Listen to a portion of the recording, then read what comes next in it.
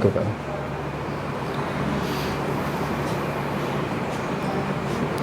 Hello साथियों, आज हम लोग पेपर डिस्कस करने वाले हैं 2021 टीजीटी साइंस का। ठीक है, तो हम लोग सॉल्व करते हैं और देखते हैं कि कैसे इसको करना है और क्या इस टाइप इसका करना है। ओके, तो देखते हैं टीजीटी 2021 का। सबसे पहले क्वेश्चन कह रहा है, यदि एक उदासीन परमाणु में 2k इलेक्ट्रॉन्स, 8 L इलेक्ट्रॉन्स और 8 M इलेक्ट्रॉन्स रखता है, तो यस में, पी में और डी में कितने इलेक्ट्रॉन्स होंगे। तो हमें पता है कि किसकी बात कर रहा है। ये जो सेल हैं उनमें के, एल, एम होते हैं, उनमें इलेक्ट्रॉन्स बता रहा है कि यहाँ पे 2 इलेक्ट्रॉन हैं, इसमें 8 इलेक्ट्रॉन है और इसमें 6 इलेक्ट्रॉन है। तो टोटल इलेक्ट्रॉन्स आपके हो जाते हैं 16, और 16 का इलेक्ट्रॉनिक कॉन्फ़िगरेशन करना है। 1s2, 2s2, 2p6, 3s2 और 3p4। और इसमें पूछ रहा है कि यस के इलेक्ट्रॉन कितने हैं, पी के इलेक्ट्रॉन कितने हैं और डी में इलेक्ट्रॉन कितने हैं। तो सबसे पहली बात, डी में तो यहाँ है ही नहीं, डी में तो है 0 इलेक्ट्रॉन। तो यस में कितने इलेक्ट्रॉन हैं, 2, 2 4 और 2 6। पी में कितने इलेक्ट्रॉन हैं, 6 और 4 10 और डी में है 0। इसका मतलब यस के इलेक्ट्रॉन है 6 और पी में इलेक्ट्रॉन है 10 और डी में है 0। ओके, ठीक है। तो आगे देखते हैं इसमें, तो आंसर हो गया फर्स्ट। अब इसके बाद अगर हम देखें तो आगे करते हैं हम लोग क्वेश्चन नंबर हमारे पास है, इसको देखते जाएं कि कहाँ कहाँ पे है। Question number second. Okay, question number second की तरफ बढ़ते हैं।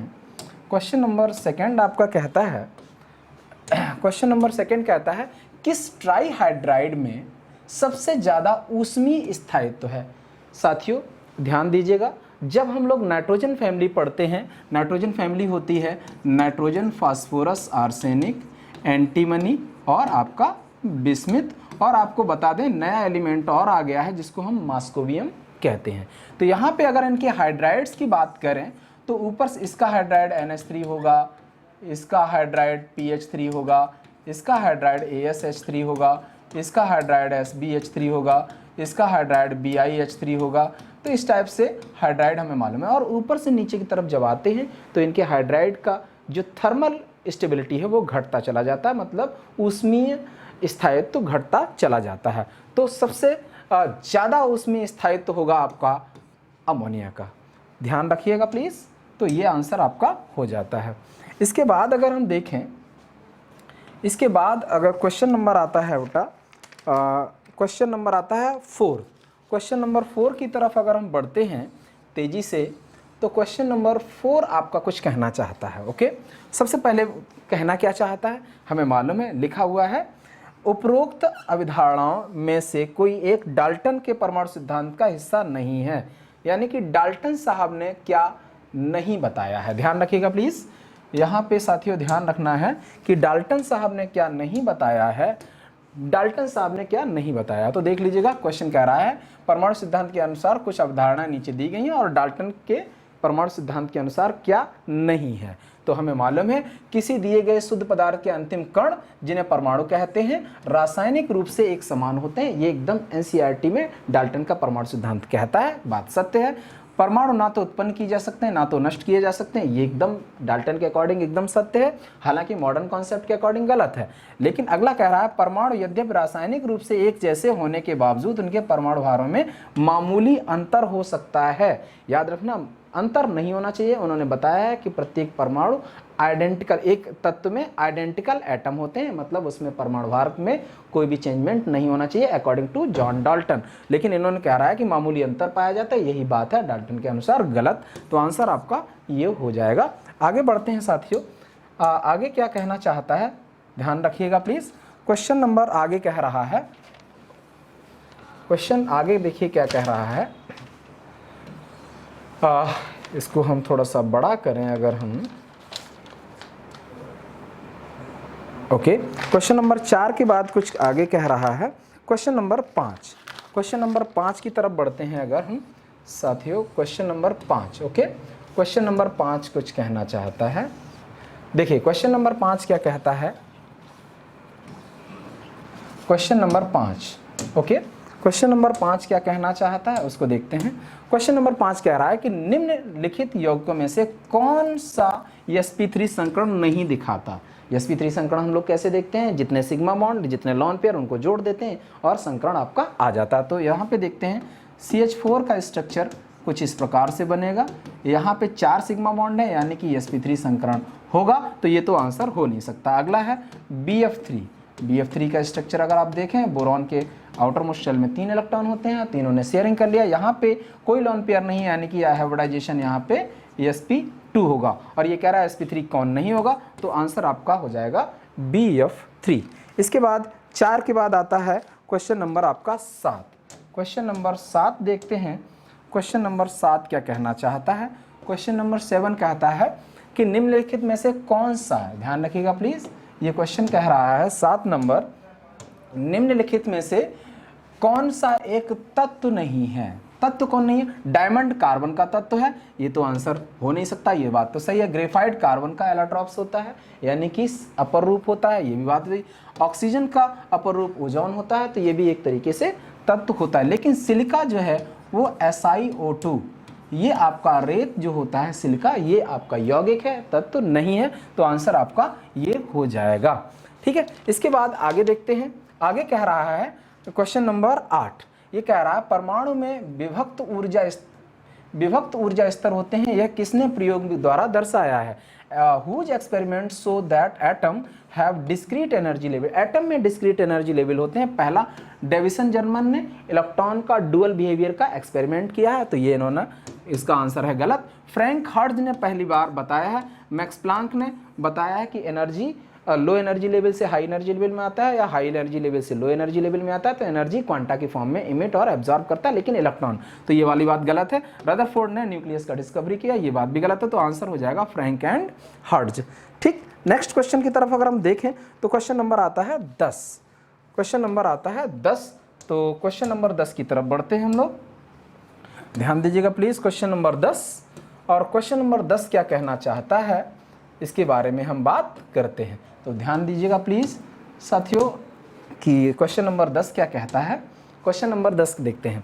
निम्न स्पीसीज में कौन सा एक ब्रॉन्स्टेट अम्ल है की भांति कार्य करता है। ब्रॉन्स्टेट अम्ल का मतलब होता है कि जो H+ डोनेट कर सकता है उसको हम ब्रॉन्स्टेट अम्ल कहते हैं, जो H+ एक्सेप्ट करता है उसको ब्रॉन्स्टेट एसिड कहते हैं। ठीक है, तो ब्रॉन्स्टेट अम्ल कौन है जो H+ डोनेट कर सकता है, तो यहाँ पे देखिए ये H+ दे करके न्यूट्रलाइज हो सकता है, ये तो कभी नहीं देगा, ये कभी नहीं देगा और ये कभी नहीं देगा। कारण क्या है, ब्रॉन्स्टेट अम्ल वही हो सकता है जो मोर इलेक्ट्रोनिगेटिव एलिमेंट हो, वहाँ से H+ निकल सकता है, तो आंसर आपका हो जाएगा ब्रॉन्स्टेट अम्ल सिर्फ ये होगा। और ये H+ निकाल के कुछ ऐसा बना लेगा, ध्यान दीजिएगा प्लीज, ये H+ निकाल के कुछ इस प्रकार से बना लेगा, बाद बाकी किसी में H+ निकालने की टेंडेंसी नहीं है, तो ये ब्रॉन्स्टेट अम्ल हो सकता है और हो जाएगा। ओके, क्वेश्चन नंबर 10 के बाद अगर हम आगे बढ़ें तो क्वेश्चन नंबर आता है आपका 13। क्वेश्चन नंबर आपका आता है 13। क्वेश्चन नंबर 13 क्या कहना चाहता है उसको हम लोग देखते हैं। देखिए साथियों, क्वेश्चन नंबर 13 क्या कहना चाहता है। क्वेश्चन नंबर 13 कहता है निम्न तत्व धनात्मक, याद रखिएगा, धनात्मक ऑक्सीकरण अवस्था नहीं प्रदर्शित करता है। तो यहाँ पे एक हम आपको बात बताना चाहेंगे कि धनात्मक ऑक्सीकरण अवस्था सिर्फ एक ऐसा एलिमेंट है पूरी पीरियोडिक टेबल में जो शो नहीं करता है, वो है आपका फ्लोरीन, क्योंकि वो मोस्ट इलेक्ट्रोनेगेटिव एलिमेंट है अकॉर्डिंग टू पॉलिंग स्केल, तो वो सिर्फ और सिर्फ माइनस कर सकता है या 0 कर सकता है। तो यहाँ पे आंसर हो जाएगा मोस्ट इलेक्ट्रोनेगेटिव ऑक्सीकरण अवस्था धनात्मक शो नहीं कर सकता है फ्लोरीन, जबकि क्लोरीन +1 भी शो कर सकता है, +3 भी शो कर सकता है, +5 भी शो कर सकता है, +7 भी शो कर सकता है, सल्फर +2 भी शो कर सकता है, +4 भी शो कर सकता है, +6 भी कर सकता है, फास्फोरस +3 भी कर सकता है और +5 भी शो करता है। तो आंसर आपका हो जाएगा सी। इसके बाद 13 के बाद आता है 15वां नंबर प्रश्न। 15वां नंबर प्रश्न देखते हैं। 15वां नंबर प्रश्न क्या कहता है, ध्यान दीजिएगा प्लीज।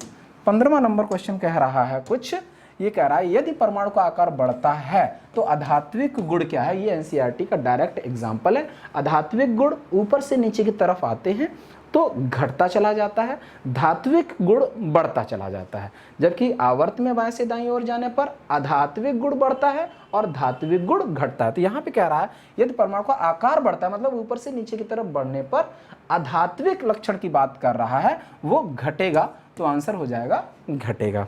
ओके, नेक्स्ट क्वेश्चन की तरफ अगर हम बढ़ें तो क्वेश्चन नंबर 13 के बाद 15 के बाद आता है 15 के बाद आता है 18वां नंबर प्रश्न। देखिए 18वां नंबर प्रश्न क्या कहता है, ये देखिए मैं सिर्फ और सिर्फ केमिस्ट्री के क्वेश्चन का डिस्कशन कर रहा हूँ। क्वेश्चन नंबर 18 कह रहा है कुछ, क्वेश्चन नंबर 18 आपका कुछ कहना चाहता है। क्या कहना चाहता है, निम्नलिखित यौगिकों में से किस एक में आयनिक और सहसंयोजी बंध दोनों है। देखिए कोवेलेंट बॉन्ड भी होना चाहिए और आपका आयनिक बॉन्ड भी होना चाहिए। तो इनके स्ट्रक्चर बनाना पड़ेगा। कार्बन टेट्राक्लोराइड में सिर्फ और सिर्फ कोवेलेंट बॉन्ड ही पाए जाते हैं। कैल्शियम क्लोराइड, कैल्शियम डबल+2Cl-, यहाँ पर भी क्या है, आयनिक है सिर्फ। अमोनियम क्लोराइड की अगर हम बात करें साथियों, तो अमोनियम क्लोराइड में कुछ इस प्रकार से स्ट्रक्चर बनेगा और यहाँ पे Cl-। ओके, तो इसमें कोवेलेंट भी और आयनिक भी है, तो आंसर तो आपका अमोनियम क्लोराइड हो जाता है। इसके बाद अगला क्वेश्चन आता है, निम्न को बंधक कोण के घटते हुए क्रम में व्यवस्थित करिए। तो याद रखिएगा साथियों, यहाँ पे हमें मालूम है H2O इस टाइप से, H2S, H2SC और H2T कुछ इस प्रकार से बनेगा।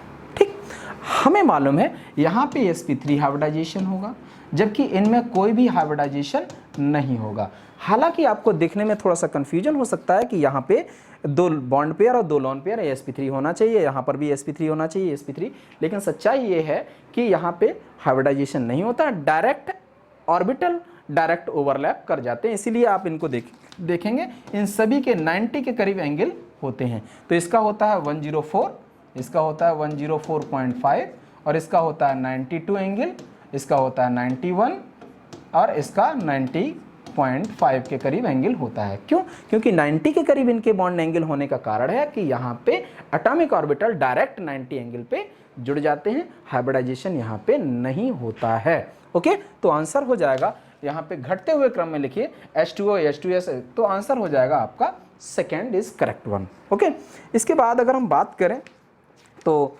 19 नंबर के बाद प्रश्न नंबर आता है 21। क्या आता है? प्रश्न नंबर आता है 21 और 21 की तरफ अगर हम बढ़ें साथियों, तो क्वेश्चन नंबर 21 की तरफ अगर हम बढ़ते हैं 21 की तरफ अगर हम बढ़ें तो प्रश्न 21 को कैसे सॉल्व करेंगे उसको हम लोग देखते हैं। ओके, क्वेश्चन कह रहा है एथिल ब्रोमाइड की अभिक्रिया सिल्वर साइनाइड के साथ कराने पर, सिल्वर साइनाइड के साथ एथिल ब्रोमाइड की रिएक्शन कराते हैं, हम यहाँ पे करा देते हैं। Ethyl bromide just like this one है एथिल ब्रोमाइड और यहाँ पे AgCN की रिएक्शन कराते हैं। ध्यान रखिएगा प्लीज, यहाँ पे कोवेलेंट बॉन्ड होता है, कोवेलेंट बॉन्ड होने की वजह से जैसे ही बॉन्ड ये वाला इधर टूटेगा ये N सीधा यहाँ पे जुड़ेगा और बनाएगा C2H5 और NC और ये इस टाइप से बॉन्डिंग करेगा। ठीक, तो यहाँ पे आइसोनाइट्राइल बनता है, आंसर आपका थर्ड करेक्ट हो जाएगा। इसके बाद आता है BSEPR, इसको ऐसे लिख लें BSEPR, valence shell electron pair repulsion theory के अकॉर्डिंग इनमें से क्या है, प्रतिकर्षण का क्या ऑर्डर होगा, यानी कि जो repulsive electron interaction of electron pairs हैं उनका क्या होगा। तो हमें पहले से ही पता है कि जो लोन पेयर हैं उनके बीच में सबसे ज़्यादा रिपल्सन, फिर लोन पेयर बॉन्ड पेयर के बीच में और उसके बाद बॉन्ड पेयर के। कारण क्या है? कारण है कि जब लोन पेयर हैं वो उसी के टॉप के ऊपर रखे रहते हैं, उनमें स्पेस कम होता है और स्पेस कम होने की वजह से जब पास इलेक्ट्रॉन होंगे, सेम चार्ज वाले होंगे, तो वहाँ पे इलेक्ट्रॉनिक रिपल्सन साथियों ज़्यादा होगा और ज़्यादा होगा तो लोन पेयर के बीच में सबसे ज़्यादा होगा। तो यहाँ पे एकाकी युग्म आबंधन नहीं है, एकाकी युग्म हो सकता है, एकाकी युग्म। इसके बाद अगर हम देखें तो एकाकी युग्म और आबंध युग्म बिल्कुल सही है, आबंध युग्म और आबंध युग्म, यानी कि सबसे ज़्यादा लोन पेयर, उसके बाद लोन पेयर बॉन्ड पेयर, उसके बाद बॉन्ड पेयर। तो आंसर आपका सेकेंड करेक्ट हो जाएगा। आगे देखते हैं हम साथियों, अगला क्वेश्चन 22 के बाद आता है, 22 के बाद है हाँ 24 नंबर। देखिए 24 नंबर की तरफ हम बढ़ते हैं। न्यूमेरिकल आपको देखने को मिलेगा और ये न्यूमेरिकल आपको डायरेक्ट एनसीईआरटी से पूछा गया है, क्वेश्चन नंबर 22। देखिए क्वेश्चन नंबर 22 के लिए हम लोग क्या कहना चाहते हैं। क्वेश्चन नंबर 22 कहता है कि ऑक्सीजन के 3.2 ग्राम परमाणु, ध्यान रखना ये शब्द जो है वो बहुत महत्वपूर्ण है। यहाँ पे ग्राम परमाणु का मतलब होता है मोल। जो लोग केमिस्ट्री पढ़ते हैं उन्हें पता होगा कि यहाँ ग्राम सिर्फ लिखा होता तो मास होता, द्रव्यमान होता, लेकिन ग्राम परमाणु दिया गया, ग्राम एटम दिया गया है, तो इसका मतलब होता है एटम। ग्राम एटम का मतलब होता है कि यहाँ पे मोल्स की बात कर रहा है। तो यहाँ पे हमें मालूम है कि मास इक्वल टू क्या हो जाएगा, मास इक्वल टू हो जाएगा कि ये मोल्स 3.2 इंटू ऑक्सीजन का जो मास है, ध्यान रखिएगा यहाँ पे ऑक्सीजन का मास होता है 16 दूना 32 O2, तो यहाँ 32 से मल्टीप्लाई करेंगे, सॉल्व आप करेंगे तो आपका आंसर लगभग 102 दशमलव समथिंग के करीब है, 102.4 आंसर आ जाएगा। आप इनका मल्टीप्लिकेशन करिए, 102.4 आंसर आ जाएगा। इसके बाद आगे अगर हम देखें तो क्वेश्चन नंबर 27 की तरफ बढ़ते हैं। क्वेश्चन नंबर 27 क्या कहना चाहता है, इसको हम अगर देखें तो कुछ इस प्रकार से एक्सप्लेन करेंगे। क्वेश्चन नंबर 27 ये कह रहा है, नीचे दिए गए आयनों में प्रत्येक में आवेशित कार्बन परमाणु दूसरे कार्बन परमाणु से सिग्मा आवन बनाता है। बिल्कुल सही कह रहा है।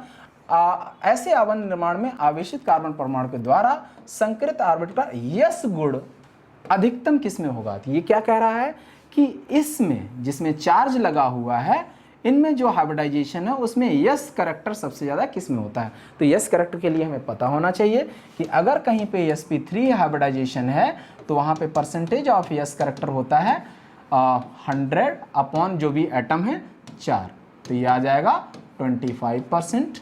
अगर हम sp2 हाइब्रिडाइजेशन है तब परसेंटेज ऑफ यस करैक्टर पूछा जाए तो 100 अपॉन 3 कर देंगे, ये आ जाएगा 33.3%। और अगर sp हाइब्रिडाइजेशन है तो परसेंटेज ऑफ यस करैक्टर होता है 100 अपॉन 2 एटम है, 2 ऑर्बिट जो हाइब्रिड ऑर्बिटल है इनसे डिवाइड करेंगे तो ये आ जाएगा 50%। अब सिर्फ हाइब्रिडाइजेशन हमें निकालना है क्या है। अगर आप यहाँ पे देखें तो सिग्मा बॉन्ड 1, 2 हाइड्रोजन वाले 3 और 1 -4 यानी कि sp3 हो जाएगा। यहाँ पे क्या हो जाएगा, 2 हाइड्रोजन वाले बॉन्ड है और 1 सिग्मा बॉन्ड है, तो यहाँ पे sp2 हाइब्रिडाइजेशन होगा क्योंकि प्लस चार्ज है इसलिए वो भाग नहीं लेगा। यहाँ पे देखें 1 बॉन्ड और 1 बॉन्ड 2 और 1 माइनस वाला, तो यहाँ पे sp2 हाइब्रिडाइजेशन होगा। यहाँ पे देखें माइनस वाला और ये सिग्मा बॉन्ड, तो टोटल हाइब्रिडाइजेशन होगा sp। तो sp में हमने पहले ही बताया sp में यस करैक्टर सबसे ज़्यादा होता है, तो आंसर आपका साथियों ये हो जाएगा। ठीक है, आगे बढ़ते हैं। आगे क्वेश्चन क्या कह रहा है, आगे क्वेश्चन कह रहा है क्वेश्चन नंबर 27 के बाद 30 नंबर क्वेश्चन की तरफ बढ़ते हैं। ओके, 30 नंबर क्वेश्चन क्या कहता है साथियों, देखते हैं। क्वेश्चन नंबर 30, हालांकि ये मॉडर्न फिजिक्स का क्वेश्चन है, हालांकि ये क्वेश्चन जो है मॉडर्न फिजिक्स का है, तो इसको हम देख लेते हैं। फिर भी देखिए, जो विशिष्ट आवेश पूछा गया है, मतलब यहाँ पे स्पेसिफिक चार्ज पूछा गया है। साथियों याद रखिएगा, specific charge, specific charge is equal to होता है चार्ज अपॉन मास, ये होता है। और अल्फा प्रोटॉन का और अल्फा पार्टिकल का इन्होंने पूछा है स्पेसिफिक चार्ज। स्पेसिफिक चार्ज पूछा है proton upon alpha particle helium होता है। तो इसका क्या हो जाएगा, इसका चार्ज 1 और मास 1 अपॉन इसका चार्ज 2 अपॉन मास 4 होता है। तो ये चला जाएगा ऊपर, यहाँ आ जाएगा, तो क्या हो जाएगा 4/2 और ये आ जाएगा 2:1। आंसर आपका हो जाएगा साथियों 2:1। लेकिन जो आयोग है उसने आंसर आपका इसको बताया है और मुझे ऐसा लगता है कि ये मिस्टेक है। अब गलत आंसर बता दिया तो हम कॉन्सेप्ट तो बदल नहीं सकते हैं, ठीक है। तो आंसर आपका ए होना चाहिए, लेकिन उन्होंने आयोग ने बी आंसर दिया है, वो मेरी मिस्टेक नहीं है। ओके, नेक्स्ट क्वेश्चन की तरफ बढ़ते हैं। नेक्स्ट क्वेश्चन 30 के बाद है 31। ओके, ये तो यहीं पे है। चलिए, तो 31 नंबर क्वेश्चन की तरफ हम बढ़ते हैं। ये 31 नंबर क्वेश्चन देखिए, सोडियम परमाणु के अंतिम इलेक्ट्रॉन की चारों क्वांटम नंबर क्या होंगे? चारों क्वांटम नंबर्स क्या होंगे हमें मालूम है। सोडियम का परमाणु क्रमांक यानी कि एटॉमिक नंबर 11 होता है, और 1s2 2s2 करोगे तो लास्ट में 4s बन जाएगा। तो यहाँ पे प्रिंसिपल क्वांटम नंबर जो आगे लिखा रहता है, एजीमुथल क्वांटम नंबर यस के लिए 0 होता है। m का वैल्यू, जब l का वैल्यू 0 हो तो m का वैल्यू -l से +l, यानी कि ये भी 0। और s का वैल्यू क्या हो जाएगा, अगर आप देखें तो s में एक इलेक्ट्रॉन ऊपर की तरफ है, तो इसके लिए हम लोग +½ देखते हैं। ऊपर की तरफ है +½ नीचे की तरफ है -½ तो फिलहाल इतना हो जाएगा। ठीक है, तो देख लीजिए ऐसा कौन सा ऑप्शन है। तो ऐसा ऑप्शन है आपका 400½ 400 कहाँ है? ओह, गलत हो गया है भाई, यहाँ पे गलत हो गया। सोडियम के लिए अगर हम देखें, मुझे लगता है गलत हो गया। सोडियम 11 होता है, इसका लास्ट में 3s1 आएगा, और यहाँ पे हो जाएगा n बराबर 3, l equals to 0, m equals to 0, और s का वैल्यू प्लस का ½ ठीक है, यही रहेगा। तो 300 कहीं पे है, 300½ ओके, पहला आंसर ही आपका हो जाएगा। थोड़ा सा मिस्टेक हो गया था, उसको आप माफ़ करिए। आगे देखते हैं, क्वेश्चन नंबर 31 के बाद आता है 32 नंबर। देखिए क्वेश्चन नंबर 32 क्या कहता है, देखिएगा 32 नंबर क्या कहना चाहता है, इसको हम लोग देखते हैं। ओके, तो देखते हैं 32 नंबर क्या कहना चाहता है।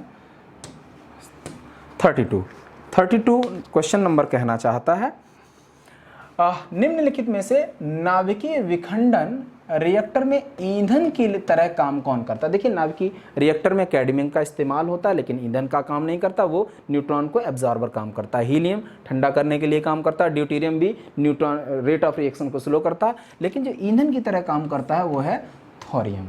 ठीक, अगला क्वेश्चन कह रहा है, परमाणु की विद्युत ऋणात्मकता अगर बढ़ती जाती है, इसके संकरण हाइब्रिड ऑर्बिटल का क्या होगा? याद रखना, यहाँ पे ये कह रहा है कि अगर हाइब्रिड ऑर्बिटल की इलेक्ट्रोनेगेटिविटी बढ़ती है तो उसके साथ साथ क्या बढ़ता है। तो एक कॉन्सेप्ट है, हम आपको बता दें साथियों, कि एस करेक्टर अगर इंक्रीज कर रहा है, एस करेक्टर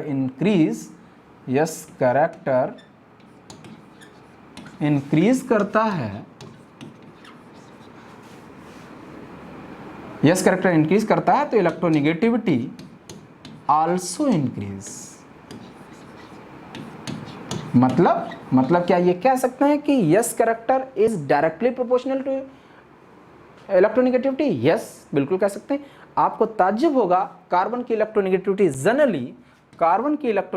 जनरली 2.2 के करीब रहती है, लेकिन जहां पे एसपी हाइब्रिडाइजेशन होता है तो 3.54 इलेक्ट्रोनेगेटिविटी होती है किसकी? कार्बन की। कब? जब एसपी हाइब्रिडाइजेशन होगा, यानी कि यस करेक्टर 50% होगा। तो देख लीजिएगा, यहाँ पे यस करेक्टर जैसे जैसे बढ़ता है वैसे वैसे इलेक्ट्रोनेगेटिविटी भी बढ़ती है। उसके बाद अगला आता है, ये मॉडर्न फिजिक्स का है, लेकिन बता देते हैं, निम्नलिखित को किरणों की प्रवेशी क्षमता के अनुसार व्यवस्थित कीजिए। प्रवेशी क्षमता का मतलब कि जो बहुत तेजी से उसमें जाएगा, यानी कि वेलोसिटी, और पेनिट्रेटिंग पावर, भेदन क्षमता, प्रवेशी, दोनों को हम लगभग सेम कह सकते हैं। तो जिसकी वेलोसिटी सबसे ज़्यादा, उसको वो उतनी तेजी से जाएगा। तो गामा सबसे फास्ट, उसके बाद बीटा, उसके बाद अल्फा, क्योंकि अल्फा सबसे ज़्यादा भारी है, बीटा उससे कम, और गामा सबसे हल्का है। तो गामा सबसे ज़्यादा और बीटा उसके बाद, और गामा अल्फा सबसे कम। तो आंसर हो जाएगा 34 का बी। इसके बाद क्वेश्चन नंबर 36 नंबर की तरफ अगर हम बढ़ें तो क्वेश्चन कह रहा है 36 नंबर कह रहा है कि किसने अभिगृहित किया कि परमाणु में इलेक्ट्रॉन का संवेग क्वांटाइज्ड होता है। तो हमें जब स्ट्रक्चर ऑफ एटम पढ़ते हैं तो वहाँ पे एक लाइन याद आती है, बोर का मॉडल।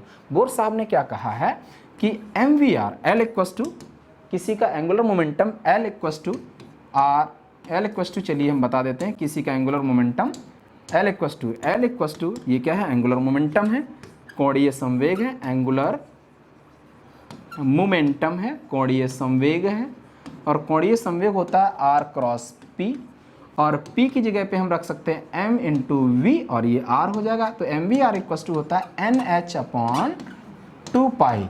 तो h अपॉन 2 पाई तो सेम है, n बस चेंज होता रहता है। n इक्वस टू क्या हो जाएगा साथियों, 1 2 3, n इक्वस टू क्या हो जाएगा 1 2 3 dot dot and so on. इसका मतलब क्या है कि जो बोहर साहब हैं उन्होंने बताया कि कोणीय संवेग h अपॉन 2 पाई के मल्टीपल में ही होता है, मतलब क्वांटाइज्ड होता है।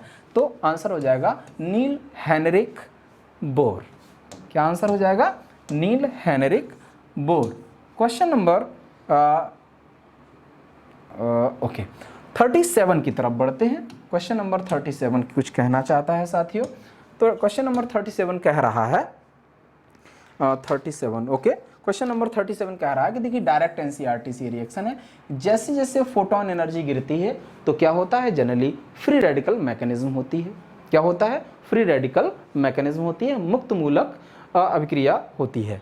तो वहां पे इन सब बॉन्ड्स को ब्रेक कर दिया जाएगा, इन सब बॉन्ड्स को ब्रेक कर दिया जाएगा और सब जगह CL जुड़ जाएगा। तो क्या बनेगा आपका, तो कुछ इस प्रकार से बनेगा साथियों, बॉन्ड तो ब्रेक हो गया, यहाँ Cl, यहाँ Cl, यहाँ Cl, यहाँ Cl, यहाँ Cl और यहाँ, और सब जगह हाइड्रोजन भी लगा हुआ है। तो आंसर आपका थर्ड हो जाएगा।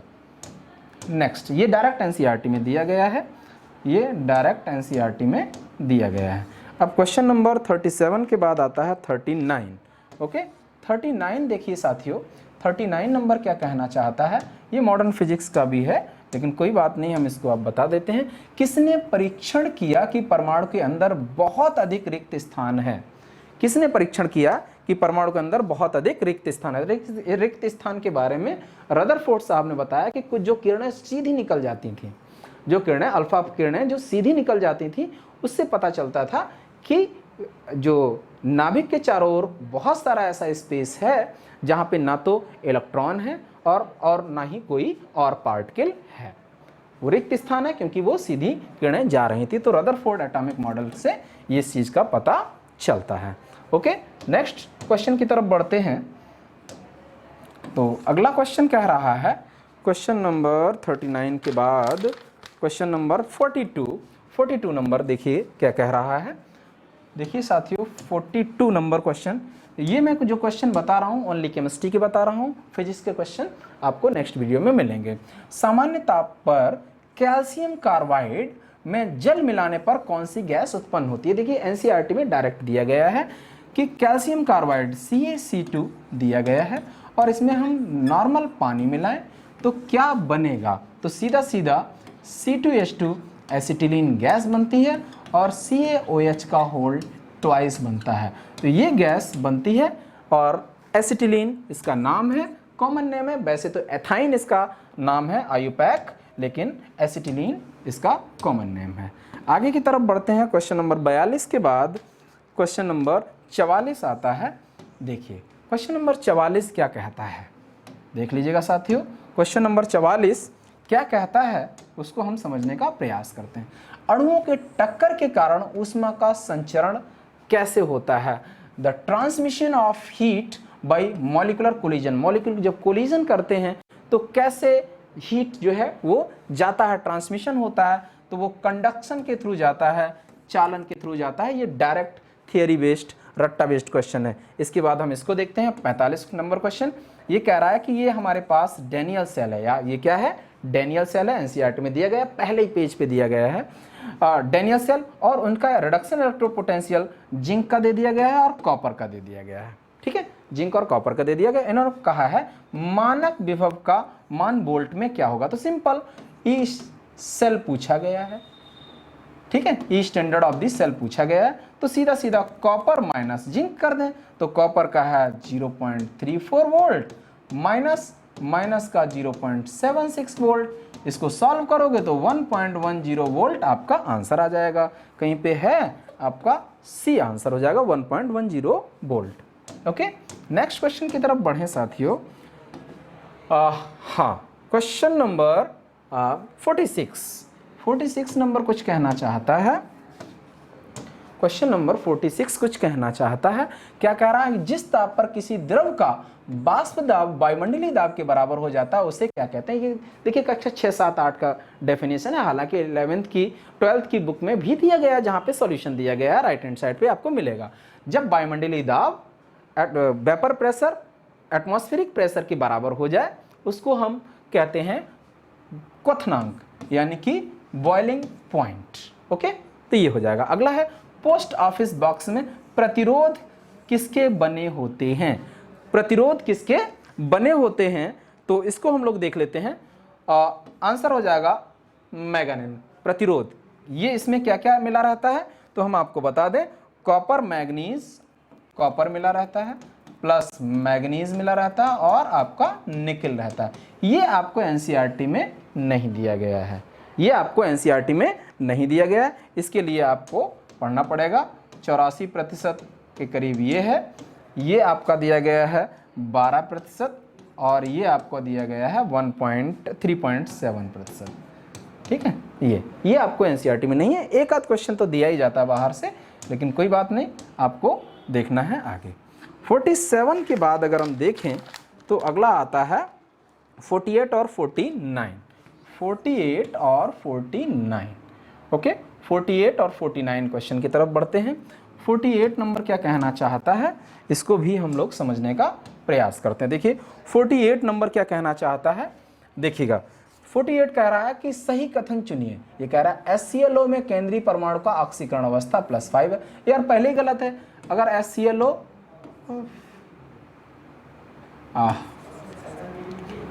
HClO हम निकालें तो यहां तो +1 आएगा और ये कह रहा है +5, तो ये तो आंसर गलत है। अगला HClO3 में क्लोरीन परमाणु HClO से अधिक वैद्युत ऋणात्मकता रखता है। ये इसको समझ लेते हैं। हमें मालूम है यहाँ पे है +5 ऑक्सीकरण अवस्था, यहाँ पे क्या है यहाँ पे है +5 ऑक्सीकरण अवस्था, यहाँ पे है +1। और जैसे जैसे धनात्मक ऑक्सीकरण अवस्था बढ़ता है, ये कॉन्सेप्ट है, सीख लो, जैसे जैसे धनात्मक ऑक्सीकरण अवस्था बढ़ता है वैसे वैसे विद्युत ऋणात्मकता भी बढ़ती है। तो ये बात तो सही कह रहा ना कि इसमें क्लोरीन परमाणु की और इसमें क्लोरीन परमाणु से वैद्युत ऋणात्मकता अधिक है, तो ये बात है एकदम सत्य। अगला है कौन सा अधिकतम चक्रण बहुलकता प्रदर्शित करता है, यानी कि मैक्सिमम स्पिन मल्टीप्लिसिटी। तो देखिए इसके लिए एक फॉर्मूला है मैक्सिमम स्पिन मल्टीप्लिसिटी के लिए, क्या है कि मैक्सिमम स्पिन मल्टीप्लिसिटी होता है 2s+1। अब जहां पे s का वैल्यू ज्यादा यानी कि स्पिन का वैल्यू ज्यादा, स्पिन का वैल्यू अगर हम इसमें देखें तो यहाँ पे भर दें 1, तो यहाँ पे s का वैल्यू कितना हो जाएगा +½ यहाँ पे अगर हम स्पिन भर दें तो यहाँ पे s का वैल्यू क्या आ जाएगा, ½ और ½ 1।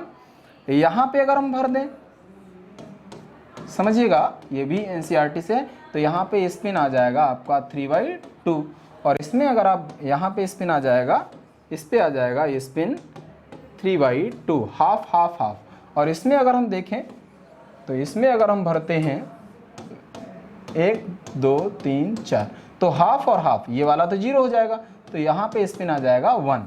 तो जहाँ पे s का वैल्यू ज़्यादा यानी कि इसमें वैल्यू सबसे ज़्यादा है तो आंसर आपका 3rd हो जाएगा करेक्ट। स्पिन इसमें पूछ रहा है कि सबसे ज़्यादा किस में है। ओके, आगे बढ़ते हैं साथियों। अगला क्वेश्चन कह रहा है, क्वेश्चन नंबर 49 हो गया है, 51 और 52 की तरफ बढ़ते हैं। क्वेश्चन नंबर 51 और 52 की तरफ बढ़ते हैं।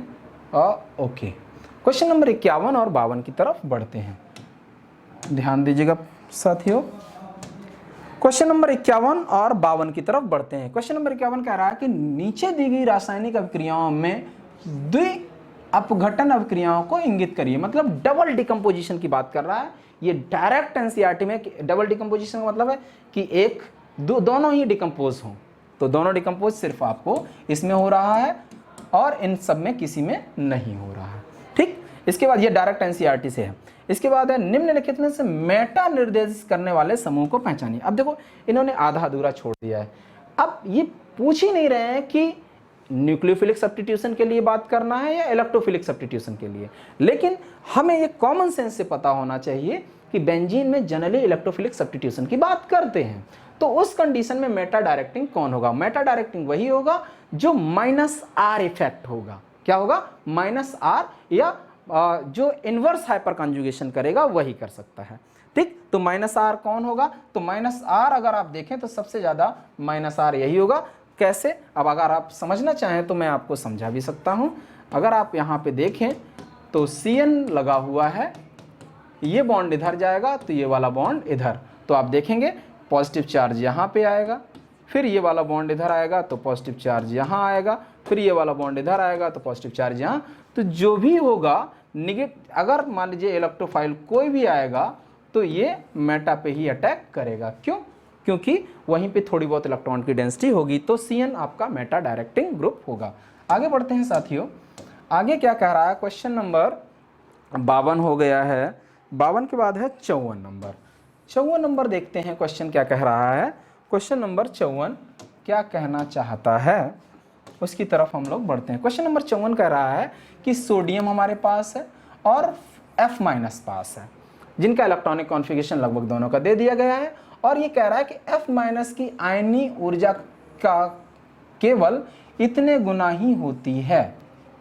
ठीक, जबकि इन दोनों आयनी त्रिज्याओं का योग इतना है। देखो Na+ और F-, ये कह रहा है कि F- जो है वो जो क्या कह रहा है, F- की आयनी त्रिज्या का केवल, अच्छा, यानी कि हमें मालूम है कि इन दोनों का योग कितना है? इन दोनों का योग है 231 पिकोमीटर। ठीक है, और ये कह रहा है कि F अगर ये X है तो Na कितना है?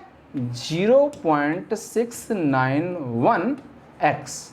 तो इन दोनों का योग इतना है, तो सीधा सीधा कर दें, x + 0.691x बराबर 231। यहाँ से x का वैल्यू अगर आप निकालोगे तो आंसर आ जाएगा 136 पिकोमीटर। तो आंसर हो जाएगा 136 पिकोमीटर। आगे क्वेश्चन करते हैं। नेक्स्ट क्वेश्चन है 54 के बाद 55 नंबर। 55 नंबर के लिए नहीं, 56 नंबर है। 56 नंबर क्वेश्चन देखते हैं। ओके, 56 नंबर क्वेश्चन क्या कहना चाहता है, इसको हम समझने का प्रयास करते हैं। ठीक है साथियों, 56 नंबर कह रहा है कि रुद्धोष्म प्रक्रम के लिए ऊष्मागतिकी का प्रथम नियम क्या होगा। अब देखिए, हम अगर केमिस्ट्री के अकॉर्डिंग निकालें, देखना, del U first law of thermodynamics, del U equals to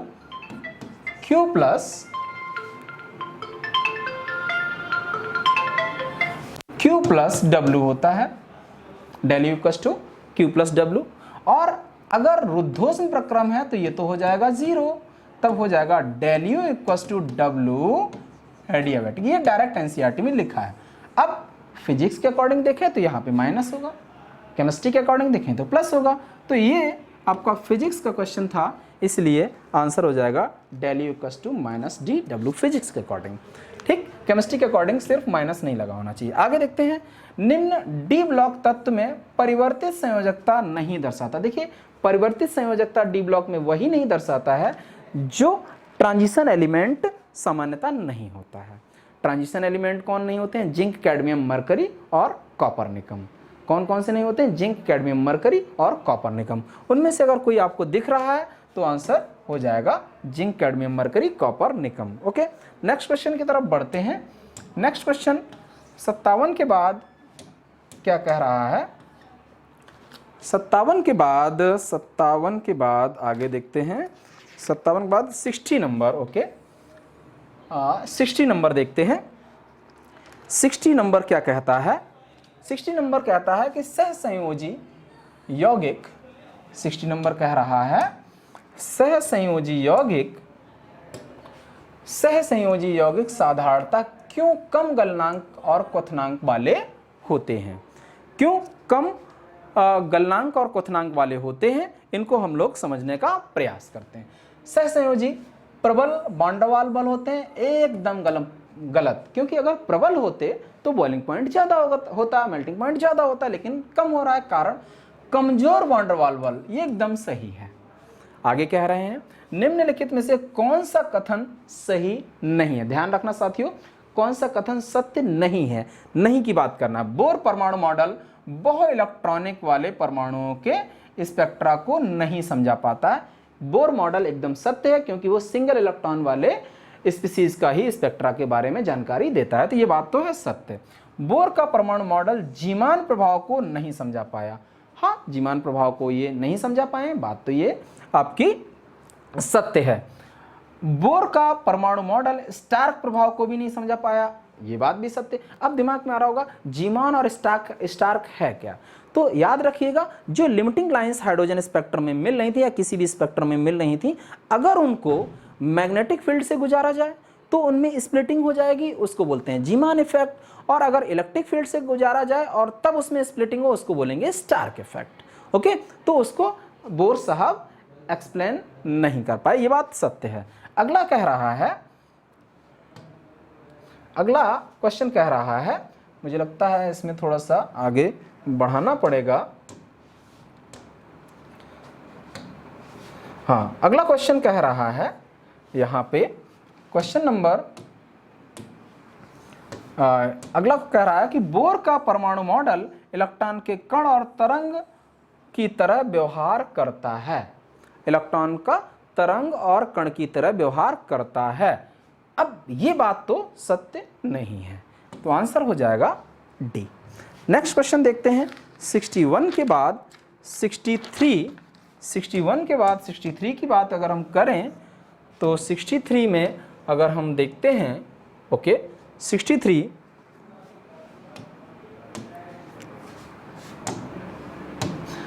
देखते हैं साथियों। क्वेश्चन कह रहा है 63, ओके, कौन सा यौगिक प्रकाश सक्रिय होगा। देखिए ऑप्टिकल एक्टिव की बात कर रहा है, पोलर ऑप्टिकली एक्टिव की बात कर रहा है, और ऑप्टिकल एक्टिव तो वही होगा जिसमें कायरल सेंटर कम से कम तो होना ही चाहिए, पहली कंडीशन। तो देख लेते हैं क्या उससे ही निकल आएगा। तो प्रोपेनोइक एसिड, देखिए इसका स्ट्रक्चर बनाए हम, प्रोपेनोइक एसिड, तो जाहिर सी बात है यहाँ पे कायरल सेंटर नहीं है, तो ये तो ऑप्टिकल एक्टिव नहीं होगा। दूसरा अगर हम देखें 3 chloro propanoic acid, 3 chloro propanoic acid की बात करें तो CH2Cl, CH2, COOH, यहाँ पर भी कोई कायरल सेंटर नहीं, यानी कि आंसर ये भी गलत। 2 क्लोरो प्रोपेनोइक एसिड, ओके देख लेते हैं। 2 क्लोरो प्रोपेनोइक एसिड, इसको अगर हम देखें तो देखिए ये कायरल सेंटर आपको मिल जाएगा। कायरल सेंटर का मतलब क्या होता है कि ऐसा कार्बन जिसके चारों तरफ चारों डिफरेंट टाइप के ग्रुप्स लगे हों, वो कायरल होता है। और अगर एक कायरल सेंटर किसी में है, ऑलवेज ऑप्टिकल एक्टिव होता है, तो आंसर आपका थर्ड हो जाएगा। इसके बाद अगर हम बात करें, आंसर आपका थर्ड हो जाएगा। इसके बाद अगर हम बात करें निम्नलिखित यौगिकों में समझ में किस समझ का आवंध क्रम +1 है, मतलब बॉन्ड ऑर्डर 1 होना चाहिए।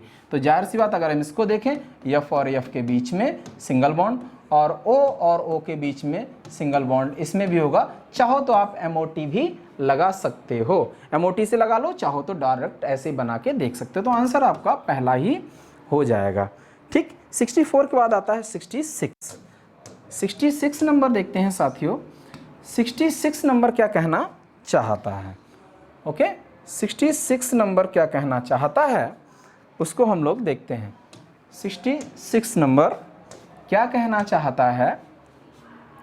66 नंबर, निम्नलिखित में से कौन सा एक स्थायी प्रभाव है। देखिए हमने रिएक्शन मैकेनिज्म में 4 टाइप के प्रभाव पढ़े हैं। एक तो इंडक्टिव इफेक्ट पढ़ा है, दूसरा मेसोमेरिक इफेक्ट पढ़ा है, तीसरा हमने रेजोनेंस पढ़ा है, और चौथा हमने इलेक्ट्रोमेरिक इफेक्ट पढ़ा है। उनमें से इलेक्ट्रोमेरिक इफेक्ट आपका टेम्परेरी इफेक्ट होता है, परमानेंट नहीं होता है। हालांकि हाइपर कॉन्जुगेशन वगैरह भी पढ़ा है, तो इलेक्ट्रोमेरिक प्रभाव आपका आंसर हो जाएगा। इलेक्ट्रोमेरिक प्रभाव आपका आंसर हो जाएगा, ठीक है।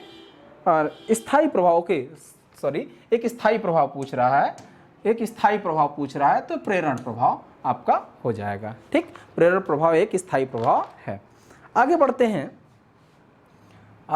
हैं, आगे कह रहा है क्वेश्चन नंबर 69। ओके 69 की तरफ बढ़ते हैं।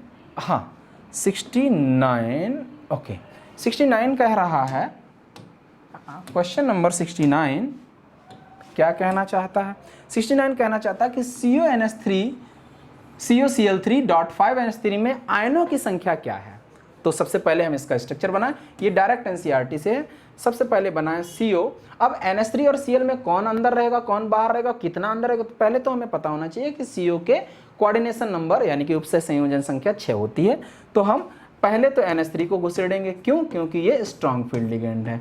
लेकिन ये तो थे 5, तो एक Cl को अंदर कर दो, Cl अंदर हो गया तो 2 Cl बाहर करना पड़ेगा। अगर हम इनको आयन के फॉर्म में देखें तो एक आयन ये पूरा बनेगा, एक आयन ये पूरा बनेगा और 2 आयन ये बनेंगे, तो टोटल आयन हो जाएंगे 3। तो आंसर इसमें होना चाहिए 3, आंसर होना चाहिए 3। ओके आगे देखते हैं क्वेश्चन नंबर 72 की तरफ अगर हम बढ़ें, 72 की तरफ बढ़ते हैं। ओके तो 72 में अगर हम देखें तो लिखा हुआ है सभी क्षार धातुओं, 72 की तरफ अगर हम बढ़ते हैं तो क्वेश्चन कह रहा है कि सभी क्षार धातुओं में निर्जलीय द्रव अमोनिया तन विलयन में होते हैं। याद रखना जितने भी एल्कली मेटल्स हैं अगर वो डाइल्यूट फॉर्म में होंगे तो डीप ब्लू कलर देंगे, अगर कंसंट्रेटेड फॉर्म में होंगे तो ब्रॉन्ज कलर देंगे।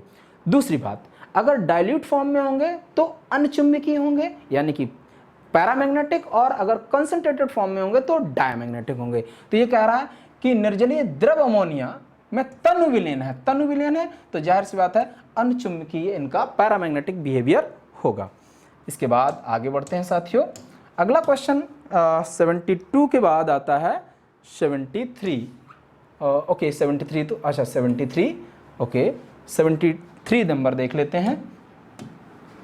73 नंबर देखते हैं। 73 नंबर कह रहा है कौन सा अक्रिय युग्म प्रभाव दिखाता है। देखिए अक्रिय युग्म प्रभाव सामान्यतः पी ब्लॉक के एलिमेंट्स में देखने को मिलता है, और जैसे जैसे हम ऊपर से नीचे की तरफ बढ़ते हैं तो हैवियर एलिमेंट में 2 ऑक्सीडेशन स्टेट कम शो करता है, उसी को हम बोलते हैं अक्रिय युग्म प्रभाव। ठीक है, अक्रिय युग्म प्रभाव उसी को कहते हैं। सामान्यतः अगर आप बोरॉन फैमिली की तरफ देखें या कार्बन फैमिली में देखें तो कार्बन फैमिली में होता है कार्बन, सिलिकॉन, जर्मेनियम, टिन और लेड, और हालांकि एक एलिमेंट और भी है फ्लोरोबियम। तो ऊपर के 3 एलिमेंट, नीचे के 3 एलिमेंट आपके +2 ऑक्सीडेशन स्टेट भी शो करते हैं, हालांकि ये सभी के सभी +4 ऑक्सीडेशन स्टेट शो करते हैं। तो ये जो +2 ऑक्सीडेशन जो कम शो कर रहे हैं इसी को कहते हैं अक्रिय युग्म प्रभाव। तो यहाँ पे कौन सा ऐसा है जो अक्रिय युग्म प्रभाव दिखाता है, वो है आपका लेड। ऐसा नहीं हमने कहा है कि ये डी ब्लॉक में नहीं शो करेगा, डी ब्लॉक में भी इस टाइप का बिहेवियर शो होता है। ओके तो 73 नंबर हो गया। 73 के बाद आता है 75 नंबर। 75 नंबर देखते हैं क्या कहना चाहता है। तो 75 नंबर की तरफ बढ़ते हैं। 75 नंबर कह रहा है 75 नंबर ठंडे मौसम, ठंड के मौसम में लेड संग्राहक बैटरी युक्त स्वचालित वाहनों में कभी कभी आरंभिक व्यवधान हो जाता है, मतलब शुरुआत में नहीं चार्ज नहीं, मतलब चलता नहीं है, ऐसी दिशा में निर्बल निर्गमित शक्ति का कारण होता है। यानी कि कह रहा है low power output such in case of क्या, तो लेड स्टोरेज बैटरी में कंसंट्रेटेड H2SO4 भरा रहता है, वो क्या करता है वो फ्रीज होने लगता है, उसकी वजह से इस टाइप की प्रॉब्लम आपको आती है। तो क्या होगा कि जब फ्रीज होने लगेगा तो वो आयनाइज अच्छी तरीके से नहीं होगा और इलेक्ट्रिसिटी का जनरेशन आसानी से नहीं करेगा। तो यहाँ पे दिया गया है विद्युत अपघट्ट का अल्प आयनीकरण। हाँ ये बात ठीक कह सकता है, लेकिन आगे कह रहा है विद्युत अपघट्ट आयनों की गतिशीलता का सार्थक रूप में कम हो जाना। हाँ आयनाइजेशन तो कम होता है लेकिन वो आयंस माइग्रेट बहुत आसानी से नहीं कर पाते, तो मेन कारण ये है आपका 2nd नंबर। ठीक है, इसके बाद आगे बढ़ते हैं क्वेश्चन नंबर 77 की तरफ। 77 क्वेश्चन नंबर कुछ कहना चाहता है। ओके 77 नंबर कुछ कहना चाहता है, क्या कहना चाहता है इसको हम समझने का प्रयास करते हैं। 77 नंबर क्वेश्चन क्या कहना चाहता है, कह रहा है ऊष्मागतिकी का प्रथम नियम किसके संरक्षण के सिद्धांत के तुल्य होता है, यानी कि thermodynamics equivalent principle of conservation of. याद रखना थर्मोडायनेमिक्स में सीधा पहला नियम है कि कंजर्वेशन ऑफ एनर्जी या कंजर्वेशन ऑफ हीट। तो आंसर हो जाएगा ऊर्जा। नेक्स्ट क्वेश्चन की तरफ बढ़ते हैं। नेक्स्ट क्वेश्चन नंबर 79 की तरफ बढ़ते हैं। क्वेश्चन नंबर 79 क्या कहना चाहता है, इसको हम लोग देखते हैं। क्वेश्चन नंबर 79 कहना चाहता है कि नीचे दिए गए यौगिकों में किसमें उसके परमाणुओं के बीच आबंधन का स्पष्टीकरण आयनिक सहसंयोजी के साथ साथ समन्वयी आधार पर दिया जाता है। मतलब याद रखिए आयनिक होना चाहिए, कोवेलेंट होना चाहिए और कोऑर्डिनेट भी होना चाहिए। तो देख लेते हैं कोऑर्डिनेट कौन सा है। इसमें देख सोडियम कार्बोनेट का स्ट्रक्चर कुछ इस टाइप से होता है। सोडियम कार्बोनेट का स्ट्रक्चर कुछ इस प्रकार से होता है। तो इसमें आयनिक तो है, आयनिक है और कोवेलेंट है, लेकिन कोऑर्डिनेट नहीं है। आंसर ये नहीं होगा। बेरियम क्लोराइड तो देखो ये तो बिल्कुल सरल है, बेरियम है, Cl है, तो यहाँ तो सिर्फ आयनिक है। आंसर ये नहीं होगा। नाइट्रिक एसिड अगर हम देखें तो HOOH और यहाँ पे आप देखेंगे कोऑर्डिनेट बॉन्ड दिखने को मिलेगा। तो यही आंसर हो जाएगा। कोवेलेंट भी है लेकिन इसमें आयनिक नहीं है, तो यहाँ पे ये आंसर भी मुझे लगता है नहीं होना चाहिए। क्या कह रहा है क्वेश्चन? कह रहा है अमोनिया, अच्छा अमोनिया तो नहीं, अगर क्वेश्चन कह रहा है ionic, covalent as well as coordinate bond किसमें होंगे। तो जाहिर सी बात है कि जो भी है आयनिक, क्योंकि H+ और O- हो सकता है क्योंकि एसिड है, और कोवेलेंट तो है ही, और यहाँ पे कोऑर्डिनेट भी। तो जो भी थोड़ा बहुत आंसर सही है उसकी पॉसिबिलिटी सिर्फ और सिर्फ इसी में है। ठीक, आगे बढ़ते हैं। क्वेश्चन नंबर 79 के बाद आता है 82 नंबर। 82 नंबर देखते हैं। 82 नंबर क्वेश्चन कह रहा है, 82 नंबर कह रहा है कि सिल्वर के हैलाइडों में न्यूनतम जलीय घुलनशीलता वाला कौन है। देखिए सबसे कम डिजॉल्व कौन होगा, सिल्वर के जितने भी हैं, तो वाटर में डिजॉल्व होने के लिए आयनिक होना जरूरी है। जिसके अंदर कोवेलेंट करैक्टर होगा वो सबसे कम डिजॉल्व होगा। तो फाजान रूल लगा दीजिएगा। यहाँ पे Ag तो सब जगह सेम है, F-, Cl-, Br- और I-। यहाँ पे पोलराइजेशन किस पे डिपेंड करेगा, साइज ऑफ एनाइन पे। और जैसे जैसे साइज ऑफ एनाइन बढ़ेगा पोलराइजेशन बढ़ेगा, और पोलराइजेशन बढ़ेगा तो कोवेलेंट करैक्टर बढ़ेगा। तो इसके आधार पे कोवेलेंट करैक्टर सबसे ज़्यादा इसमें है, और ये वाटर में सॉल्वेबल नहीं है। तो आंसर हो जाएगा ये। नेक्स्ट क्वेश्चन की तरफ बढ़ें अगर, ओके 83 मुझे लगता है 80, 83, 84, 85, ओके 83, 84, 85 लगातार है। 83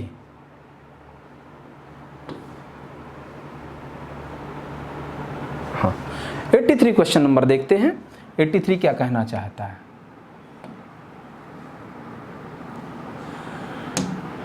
एट्टी नंबर क्वेश्चन क्या कहना चाहता है, इसको हम लोग देखते हैं। ठीक है, 83 नंबर क्वेश्चन कहना चाहता है कि यदि गड़बड़ हो गया,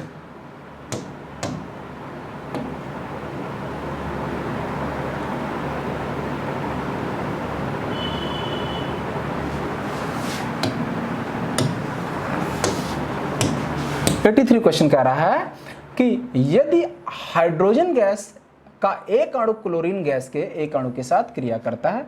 लो जी, हाइड्रोजन का गैस का एक अणु क्लोरीन गैस के एक अणु के साथ क्रिया करता है तो 2 मोल HCl गैस बनाता है। 2 मोल अणु बनते हैं। तो विभिन्न गैसों के समान आयतन एक दबाव एवं तापमान पर अणुओं की संख्या क्या होगी। ये है भैया Gay-Lussac law of gaseous volume. तो याद रखना हमेशा समान ही रहेगा। तो आंसर हो जाएगा समान। अगला क्वेश्चन कह रहा है कि एक रेडियोएक्टिव तत्व की अर्ध आयु 10 सेकेंड है। इस तत्व के, हालांकि मॉडर्न फिजिक्स का क्वेश्चन है लेकिन मैं इसको देखता हूं, इस तत्व के एक नाभिक में न्यूक्लियस का क्षय कब होगा। तो देखिए अर्ध आयुकाल और एक एटम का क्षय पूरा होने में इसको हम सही से प्रिडिक्ट नहीं कर सकते हैं। तो पहले से बताना इसमें असंभव है। 10 second only after the 10 second, या 10 सेकेंड के बाद हो जाएगा, क्योंकि एक क्षय होने में क्या होगा, रेडियोएक्टिव अर्ध आयुकाल 10 है, तो एक का कितना होगा, तो 10 से पहले ही हो जाएगा, क्योंकि आधा क्षय होने में 10 सेकंड लगता है, तो एक को क्षय होने में क्या 10 सेकंड से पहले ही क्षय हो जाएगा, तो आंसर हो जाएगा ओनली आफ्टर 10 सेकंड के बाद हो जाएगा। तो इसमें आंसर हो जाएगा 10 सेकंड के बाद ही होगा। ठीक, इसके बाद 85 नंबर कुछ कहना चाहता है। 85 नंबर देखते हैं, क्वेश्चन कह रहा है, ओह गड़बड़ हो गया। 85 नंबर कुछ कहना चाहता है, 85 नंबर कुछ कहना चाहता है, निम्नलिखित अभिक्रिया का नाम पहचानिए। देखिए 2 एल्काइल हैलाइड हैं, सेम वो भी, सोडियम ले लिया, शुष्क ईथर ले लिया। देखिए यहाँ E2 मतलब C2, ET का मतलब है C2H5 मतलब इथाइल, O और C2H5, ये ET2O का मतलब है ईथर है, तो ड्राई ईथर ले लिया। तो सीधा सीधा हमें पहले से ही पता है कि वुड्स अभिक्रिया की बात करना चाहता है, तो आंसर हो जाएगा वुड्स अभिक्रिया। इसके बाद अगला क्वेश्चन है, कौन सा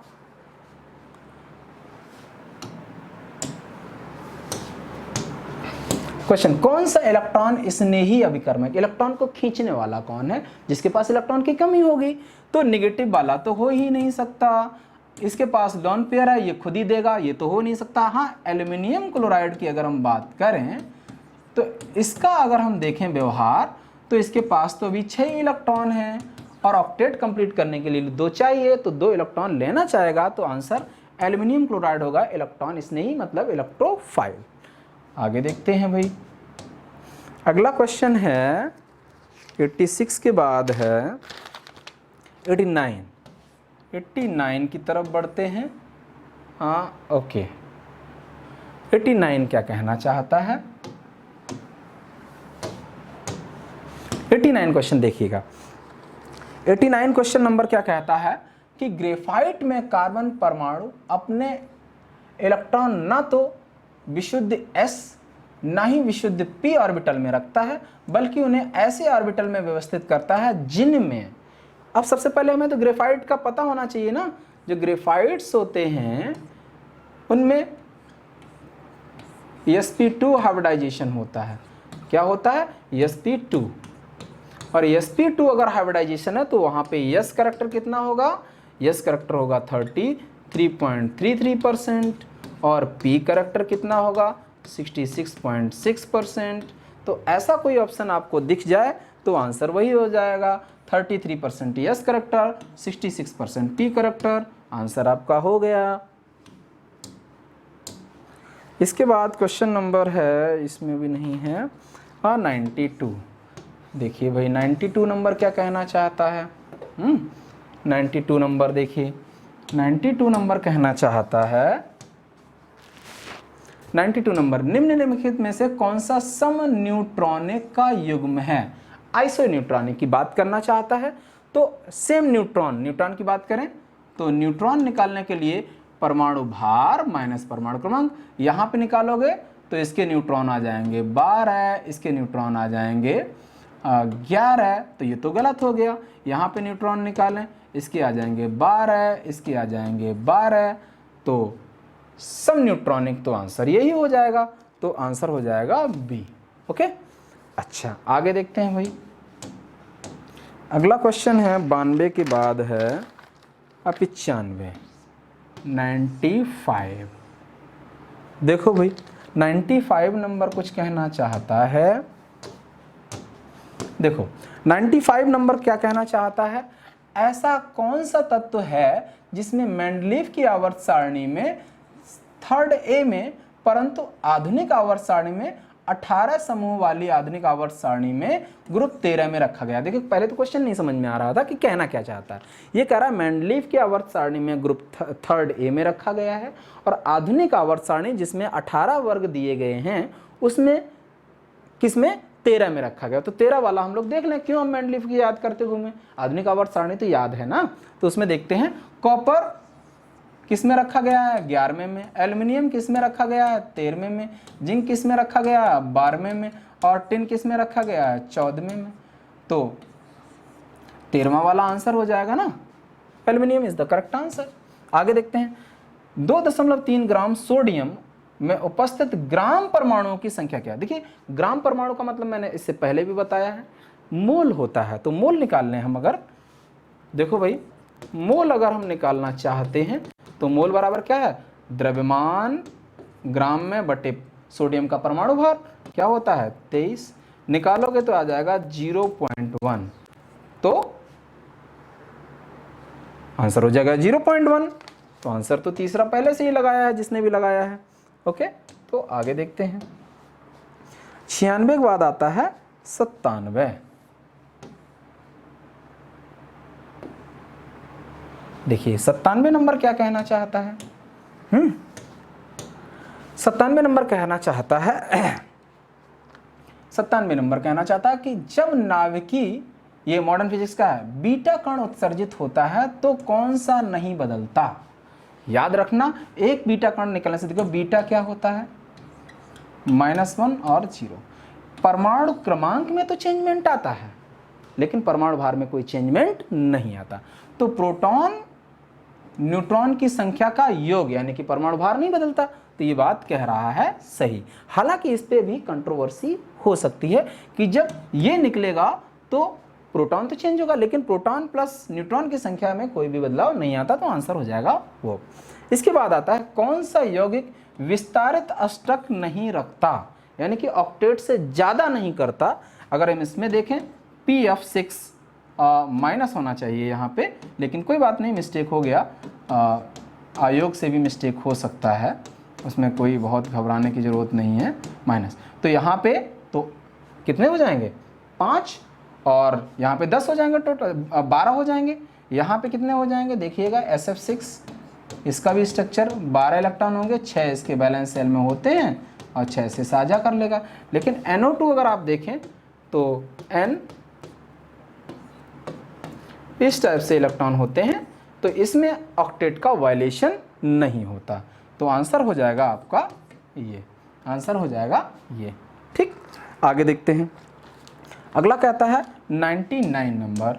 99 नंबर क्या कहना चाहता है? देख लीजिएगा साथियों, 99 नंबर कहना चाहता है, 99 नंबर क्या कहना चाहता है? ये कहना चाहता है कि 3D श्रेणी में अधिकतम ऑक्सीकरण अवस्था +7 होती है, 3D में होती है, लेकिन जिसके वैलेंस सेल में 7 इलेक्ट्रॉन होंगे उसमें होगी मैक्सिमम 7। तो मैग्नीज का अगर हम देखें तो 3D 5 और 4s 2 होता है, ये 7 के साथों इलेक्ट्रॉन निकाल सकता है, तो इसे यही +7 कर सकता है। सो चाहो तो एग्जाम्पल बता दें, MnO4 पर मैग्नेट में यहाँ पे प्लस का 7 होता है, तो आंसर हो जाएगा। इसके बाद आगे बढ़ते हैं। इसके बाद क्वेश्चन नंबर 101 की तरफ बढ़ते हैं। 101 नंबर क्या कहना चाहता है? 101 नंबर देख लेते हैं साथियों। 101 नंबर कहना चाहता है, 101 नंबर क्या कहना चाहता है? विद्युत वाहक बल किसको निरूपित करता है, मतलब इलेक्ट्रोमोटिव फोर्स किसको रिप्रेजेंट करता है? तो वो बल को नहीं, कार्य को नहीं, प्रति इकाई आवेश ऊर्जा को। इलेक्ट्रोमोटिव फोर्स जो है वो प्रति इकाई ऊर्जा, आवेश ऊर्जा को रिप्रेजेंट करता है। इसके बाद 2 इलेक्ट्रोड दिए गए हैं, एक तो कोबाल्ट दिया गया है, एक तो आयरन दिया गया है। इनके मानक अपचयन विभव दिए गए हैं और ये कह रहा है कि ये अगर सेल है आपके पास तो उस सेल का EMF बताइए। क्या बताना है? EMF बताना है, समझना प्लीज, इसका EMF बताना है। अब देखिएगा, यहाँ पे अगर हम बात करें तो यहाँ से यहाँ पे क्या हो रहा है? ऑक्सीडेशन। इसका इसमें क्या हो रहा है? रिडक्शन। तो इसको रिप्रेजेंट कैसे करेंगे? इसको रिप्रेजेंट करेंगे CO double plus double slash iron slash iron. ठीक, अब हमें बहुत अच्छी तरीके से पता है कि EMF निकालने के लिए हम क्या करेंगे। तो जाहिर सी बात है, क्या करेंगे हम कि अब इन दोनों में से क्या करेंगे? ज़्यादा में से हम हमेशा ही कम को माइनस करते हैं। क्या करते हैं? ज़्यादा में से हमेशा ही कम को माइनस करते हैं। ठीक, अब जाहिर सी बात है यहाँ पे ये ज़्यादा है ये कम है, लेकिन अब इसको हमें इधर लिखा गया है, बोलो भाई, और इसको इधर लिखा गया, तो हम क्या करेंगे? E electromotive force of the cell कैसे निकालेंगे? Right hand minus left hand, ये हमारा जनरल रूल है। तो ये कितना है? ये है आपका माइनस का 0.44 और माइनस माइनस प्लस, ये हो जाएगा 0.28। इसको सॉल्व करेंगे तो आंसर आपका आ जाएगा माइनस का 0.16 वोल्ट, यानी कि पहला आंसर आपका हो जाएगा। आगे देखते हैं। आगे क्वेश्चन नंबर 102 हो गया है। 105 नंबर की तरफ बढ़ते हैं। 105 नंबर की तरफ बढ़ते हैं।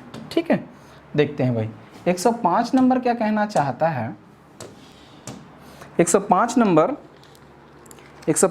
क्या कहना चाहता है समझना। ये थोड़ा मॉडर्न फिजिक्स का क्वेश्चन है, लेकिन फिर भी सॉल्व करने का कोशिश करते हैं। यहाँ से कह रहा है कि हमारे पास ये है x और y रेडियो एक्टिव समस्थानिक ये हैं, अल्फा बीटा उत्सर्जित करते हैं, रेडियो उत्पाद बनाते हैं, और उत्पाद क्या बनता है? z बनता है, ये बनता है। x y दोनों आगे क्षय तो फिर z देते हैं। ये z है क्या?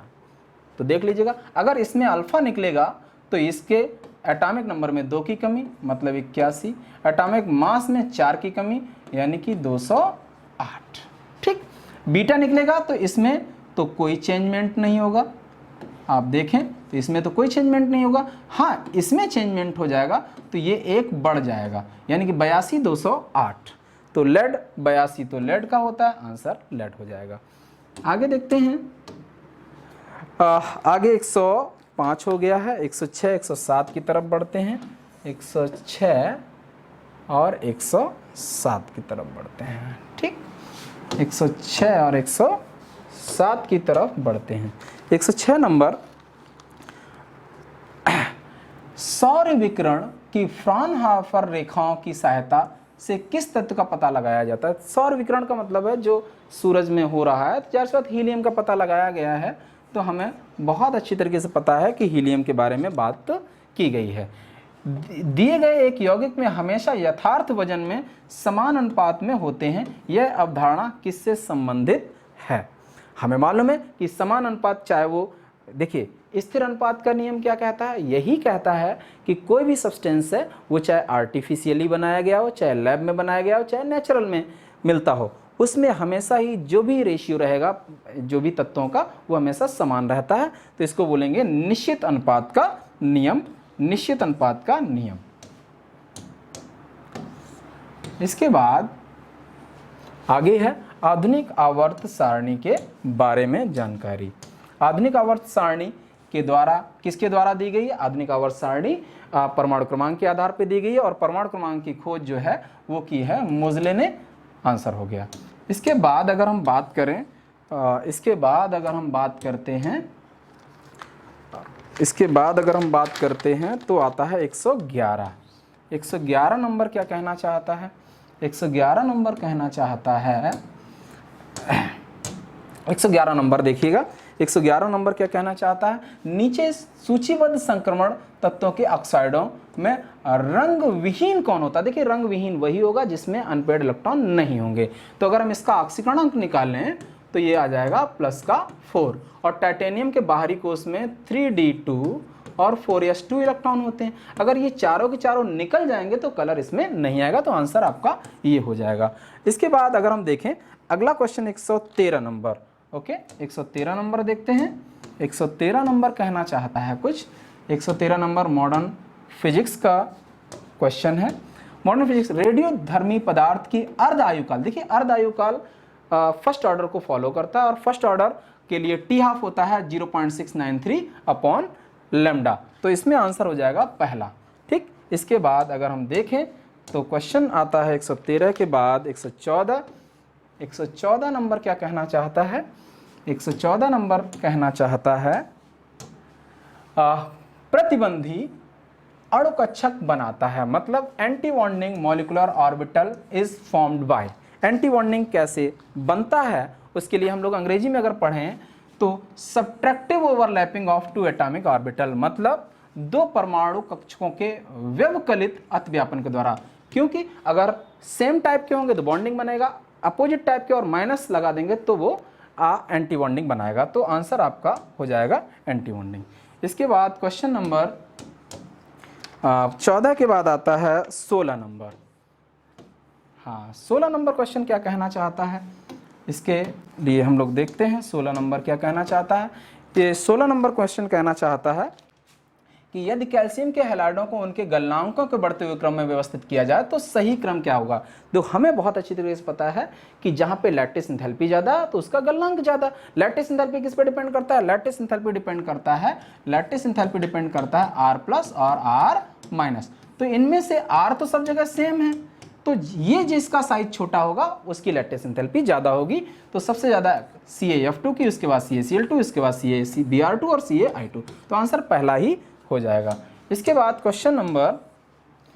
बाद अगर हम देखें तो क्वेश्चन नंबर 117 क्वेश्चन नंबर क्या कहता है देख लेते हैं। क्वेश्चन नंबर 17 क्या कहना चाहता है, देखिए क्वेश्चन नंबर 17 कहना चाहता है यदि एक परमाणु में एक इलेक्ट्रॉन यद्यपि नाभिक के चक्कर लगाता है, ठीक है, नाभिक की चारों तरफ घूमता है, किंतु उसके पथ की त्रिज्या स्थिर न होकर के अधिकतम व न्यूनतम हो जाती है। देखिए सोमरफील्ड साहब ने बताया कि दीर्घाकार वृत्ताकार मार्ग में गति करते हैं। तो किसने बताया ये model, Sommerfeld, Arnold Johannes William Sommerfeld ने ये बात बताई है। तो ये आंसर आपका हो गया। इसके बाद अगर हम देखें आगे कहना चाहता है 117 के बाद 120 नंबर पे हम पहुंचते हैं। 120 नंबर क्या कहना चाहता है देखते हैं भाई।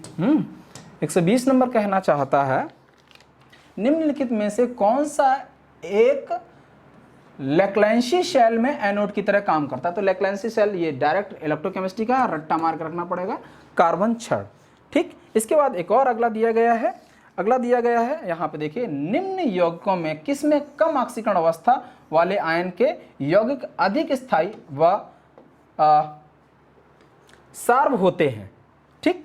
तो यहाँ पे हमें मालूम है कि सबसे कम ऑक्सीकरण अवस्था वाले जहाँ पे इनर्ट पेयर इफेक्ट लगेगा, अक्रिय युग्म प्रभाव लगेगा। अक्रिय युग्म प्रभाव कहाँ पे लगता है, तो थैलस में लगता है और थैलिक, इनके जो है सबसे ज़्यादा स्थायी होते हैं।